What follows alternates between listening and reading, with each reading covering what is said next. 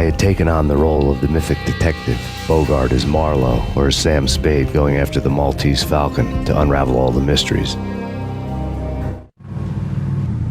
Following a path of clues to that final revelation, even if it would take me down to the cold, cavernous depths of a grave. You can't do this! My men are still inside! Do you have any idea why this is called Operation Dead Eyes?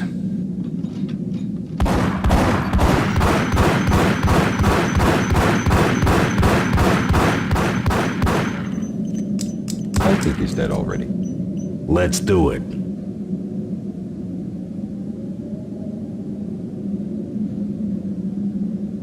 Attention all personnel.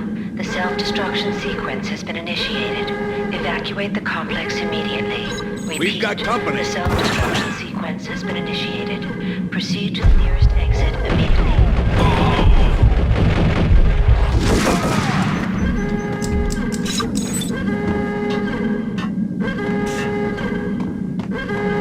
I had seen the logo on the floor before. There was an old army bunker under the steel mill. I knew the military plaque on the floor. I had seen 1,000 variations of the insignia on crumbling brick walls everywhere in the city. The sword replaced by a syringe. Project Valhalla, V for Valkyr, V for Valhalla. All of a sudden it read like a crackpot conspiracy theory.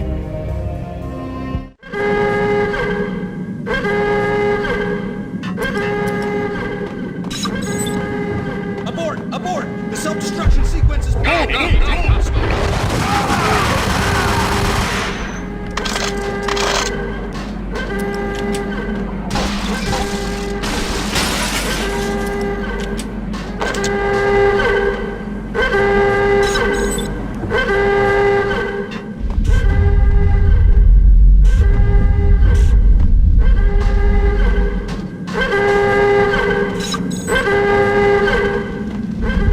Attention all personnel.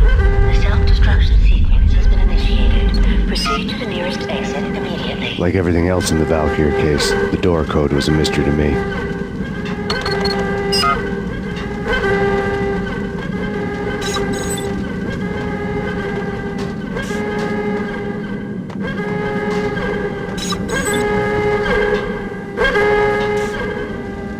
Decontamination in progress. The chemist had been using the workstation when he died. The half-life of the lab rat had ended online, his password blinking on the screen. 665, the neighbor of the beast.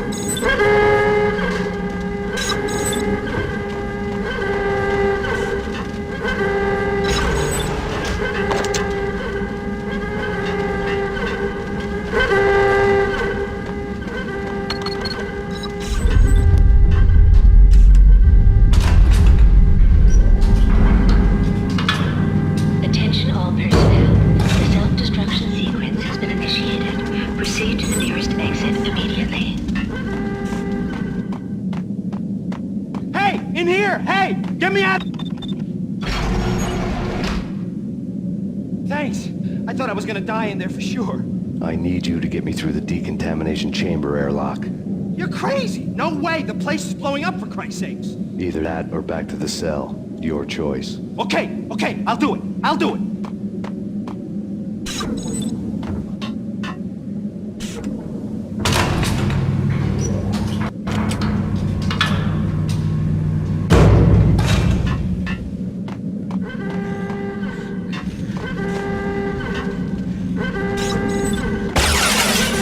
We're dead!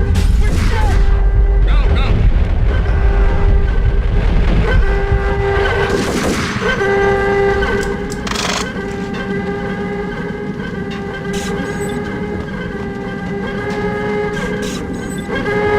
Attention all personnel. Decontamination in progress has been initiated. Proceed to the nearest exit immediately. Decontamination.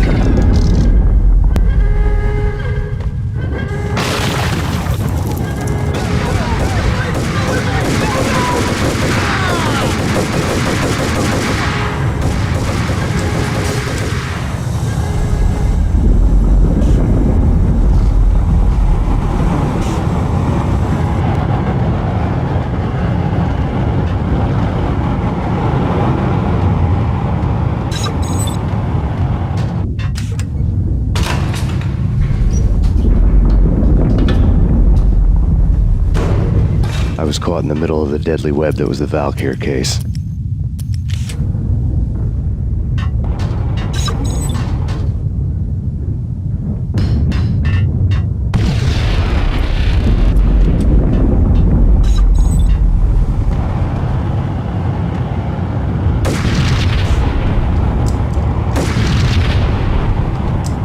One of the lab terminals had the project logo on the screen.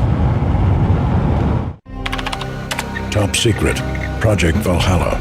U.S. Army. Yggdrasil Network.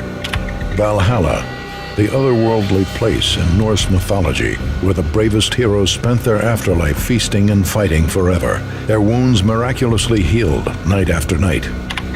Valkyr, the maidens who chose the most courageous Viking warriors and carried them to Valhalla. 1991. The research objective is to create a chemical substance to enhance the stamina and morale of infantry troops. 1995. Results unsatisfactory. Project canceled. Someone had decided to continue the sick experiment unauthorized. Project compromised.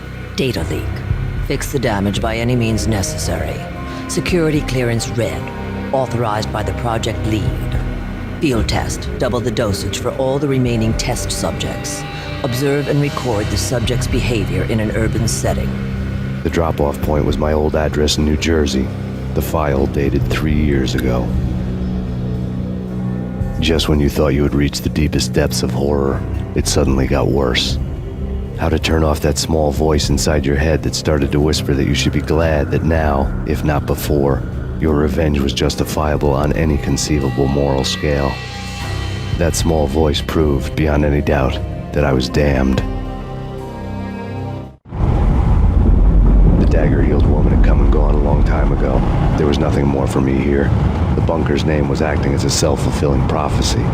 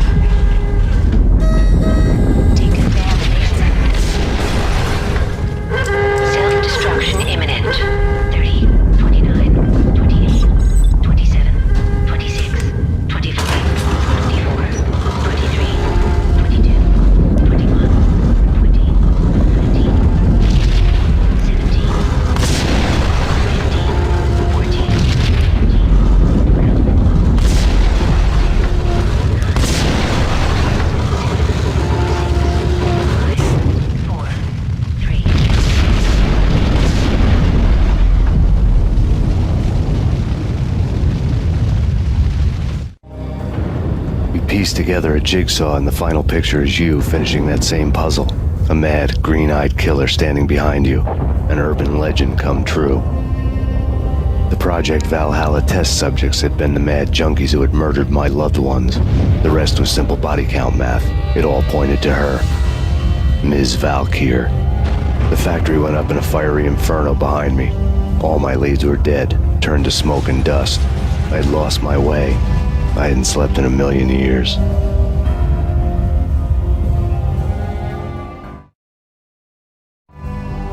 I felt thin as death. I've been living on an endless supply of week-old donuts. They were fuel for this crazy furnace inside my head. I couldn't remember when I had last seen the sun. I was on a permanent graveyard shift. When the darkness fell, New York City became something else, any old Sinatra song notwithstanding. Bad things happened in the night. On the streets of that other city, Noir York City. I was in an all-night diner, downing cup after cup of coffee that tasted like engine oil, when a new message from BB got me back on the killer track. What the hell happened at Roscoe Street? Maxie, I'm going out on a limb here. We need to talk this through, come up with a plan. 2:30 a.m., the Choir Communications Garage. The more I thought about Alex's murder and the frame-up, the more it felt like an inside job. I should have seen it coming. BB had sold me out, and now he wanted to finish what he'd started. The garage was dead. BB showed up in his tailor-made suit, gold watch, and cufflinks to match, all way beyond a cop's pay. Maxie. Oozing suave charm, he was guilty as hell. What the hell does BB stand for anyway? Backstabbing bastard? Come on, don't be like that. Have a cigar. I don't smoke. Maxie, you have no idea how big this is. It's huge. You have no idea. I think I do. You're a bribe-taking bent cop who sold out his partner. Those mobsters in the subway were a dead giveaway. Hard to miss. Bet it was exactly like this with Alex. Up close and personal. You can't win this one, Max. No, but I can make damn sure none of you do either. BB turned out to be another cardboard cutout bad guy.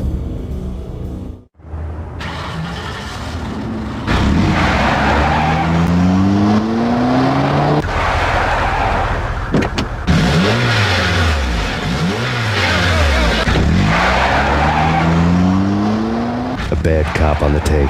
A cowardly right-hand man fleeing from the scene, leaving his paid thugs to do his dirty work.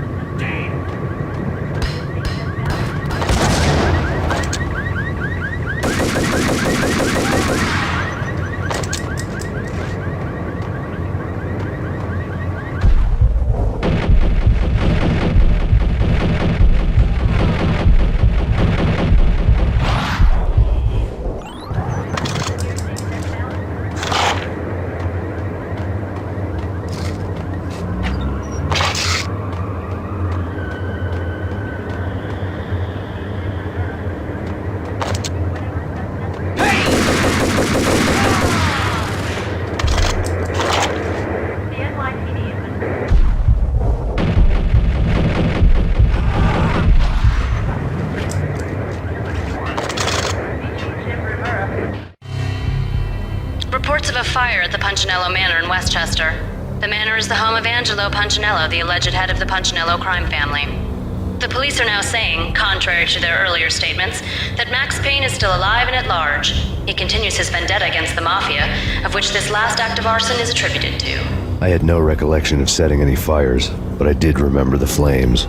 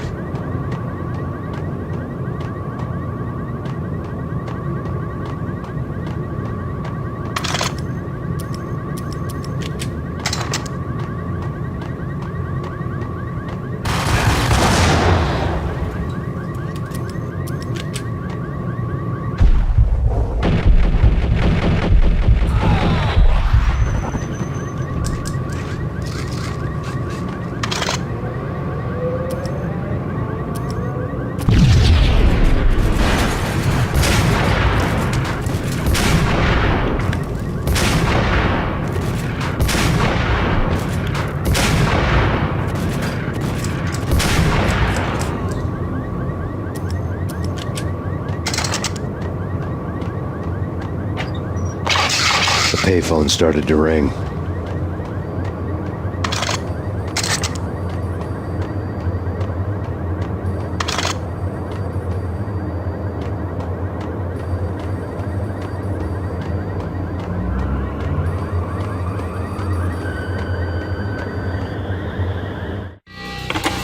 Yeah.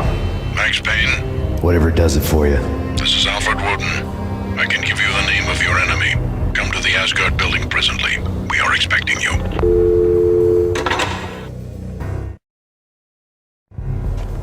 Woden was waiting for me on the steps of the old building. Mr. Payne, let's go inside. The others are anxious to begin. The others? Despite the general misconception, this building actually predates the City Hall by 2 years, thus being the oldest municipal building still in use here at the foot of the Brooklyn Bridge. No kidding. The old man played tour guide as he led me through a dark, domed hall. The answers I was after loomed large ahead. Mr. Payne, I would like to introduce you to my colleagues in what we call the Inner Circle. You've been watching too much X-Files. You have seen the files on Project Valhalla. We can fill the gaps, provide you with the information missing from those files. We were all involved in the early stages of the project during the Gulf War. What's the catch? We would very much like to blow this thing wide open, but our hands are tied. Her name is Nicole Horn. She was the key figure in Project Valhalla. When the funding was discontinued, she simply refused to quit. She knew exactly what she had in her hands. Nicole Horn is the president of Acer Corporation. She has more than half the city in her pocket. This must be kept under wraps. If you try to go public with this, we will deny any knowledge. We need you to take her out.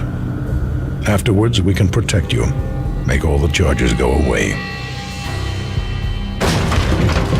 That was the cue for the killer suits to kick in the doors and swarm inside.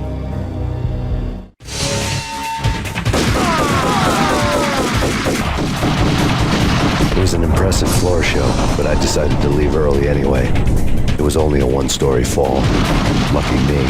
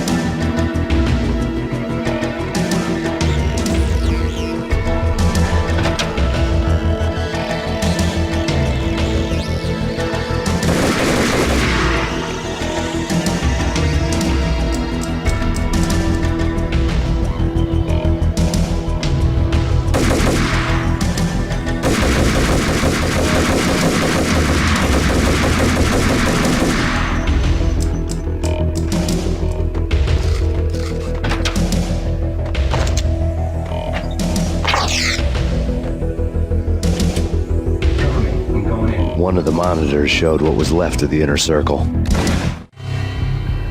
On screen, the so-called corpse of Alfred Woden stood up, miraculously waking from his dirt nap, looking smug among his dead pals. In the land of the blind, the one-eyed man is king. I didn't know how he'd pulled it off, but it was a pretty slick way to get out of all his promises. Most of what he had said fit too well to be a load of crap.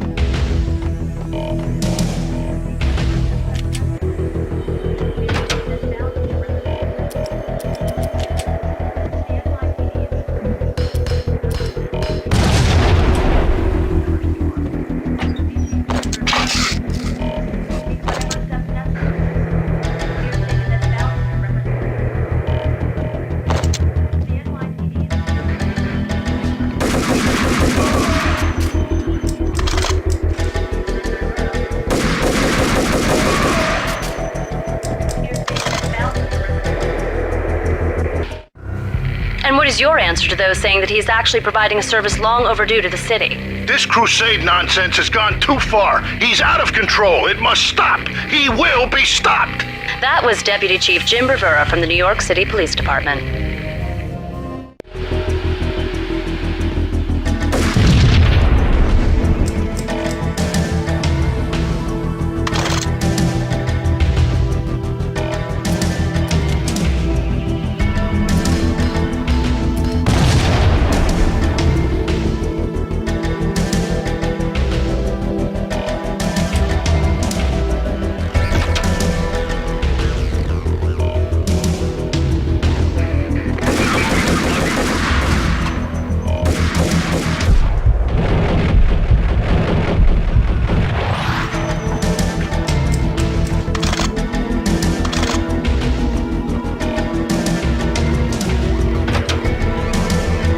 A videotape lay on the desk.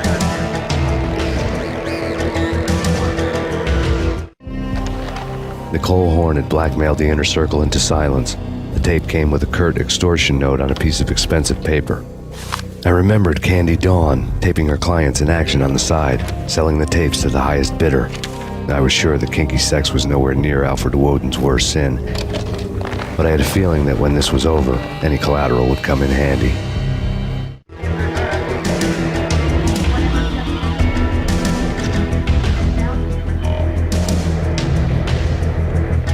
Woden had left me a present. Woden had taken care of my mission preps with military precision. The critical areas in the Acer Corporation headquarters blueprints were circled in red. The president's office was at the top of the building, right below her penthouse suite. The elevators were controlled by a security computer, part of the mainframe located underground below the building. The high-rise was sealed as tight as a sci-fi fortress.